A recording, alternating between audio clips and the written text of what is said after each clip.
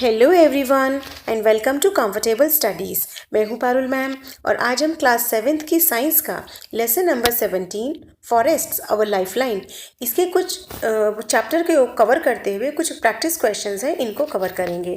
ठीक है, तो अगर आपने मेरे चैनल को सब्सक्राइब नहीं किया है तो प्लीज़ कर लें ताकि आपको आने वाले वीडियोज़ का नोटिफिकेशन मिल सके और मुझे मोटिवेशन मिल सके। ठीक है, तो let's start. Question number 1 is what is the habitat. Habitat क्या है? The habitat of an animal और plant is the natural environment in which it normally lives और ग्रोज।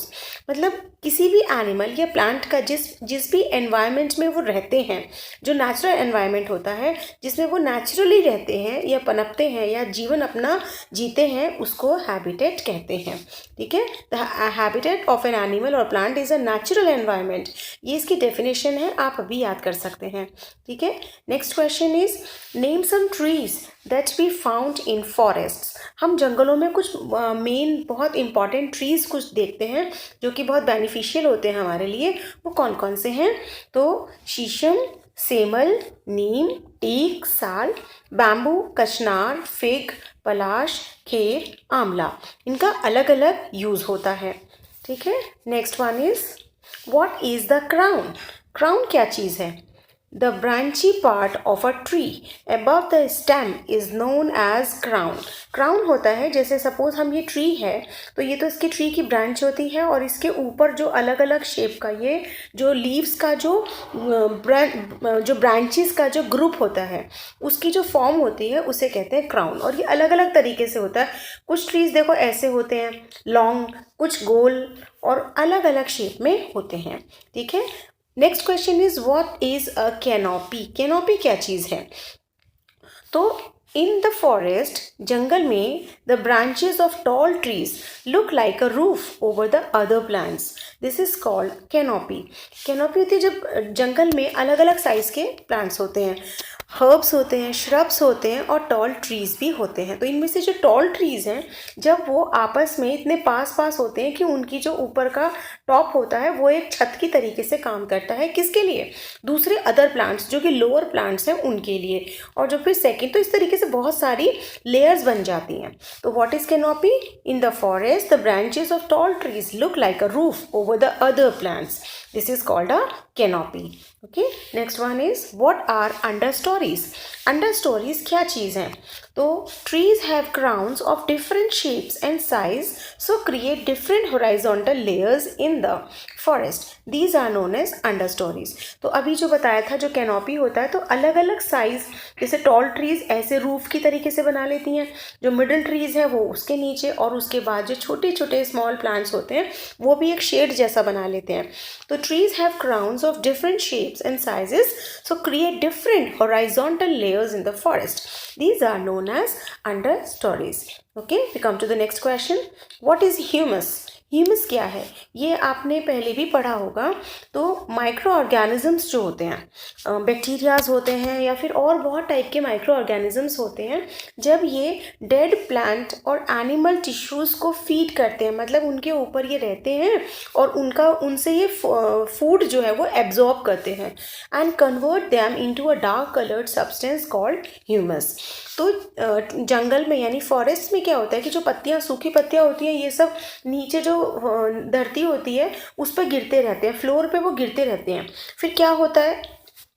तो ये क्या होता है, जो माइक्रो ऑर्गेनिजम्स होते हैं वो इन लीव्स के ऊपर बैठ के इनको डीके करते हैं, मतलब नष्ट करते हैं। कैसे? उनका जो जितना भी न्यूट्रिएंट है उनको एब्जॉर्ब करके वो उन्हें कन्वर्ट कर देते हैं इनटू अ डार्क सब्सटेंस, जिसे कि ह्यूमस कहते हैं। और ये बहुत न्यूट्रिटिव होता है प्लांट्स के लिए। जो न्यूट्रिशन लीव्स के अंदर या किसी भी बॉडी के अंदर, एनिमल बॉडी भी डेड होने के बाद में ह्यूमस में चेंज हो जाती है, तो उनके जो न्यूट्रिएंट्स होते हैं वो वापस नेचर में, एनवायरनमेंट में मिल जाते हैं। ठीक है, next is who are decomposers. Decomposers कौन होते हैं? वही micro organisms which convert the dead plants and dead animals to humus are called decomposers. तो अभी जो बताया था कि जो ह्यूमस बनाते हैं माइक्रो ऑर्गेनिजम्स, उन्हें डीकम्पोजर्स कहते हैं।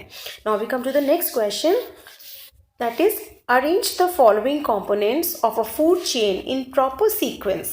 तो फूड चेन होती हैं अलग अलग तरीके की। तो इसमें हमें जो फूड चेन होती हैं अलग अलग तरीके की, तो इसमें हमें जो फूड चेन दिया है उसमें दिया है grass, frog, eagle, insects and snake. तो हम इसमें कैसे बनाएंगे कि असेंडिंग ऑर्डर में, तो सबसे पहले ग्रास होगी। ग्रास को कौन खाएंगे? इंसेक्ट्स। इंसेक्ट्स को कौन खाएगा? फ्रॉग। एंड फ्रॉग को कौन खाएगा? स्नेक। एंड स्नेक को कौन खाएगा? ईगल।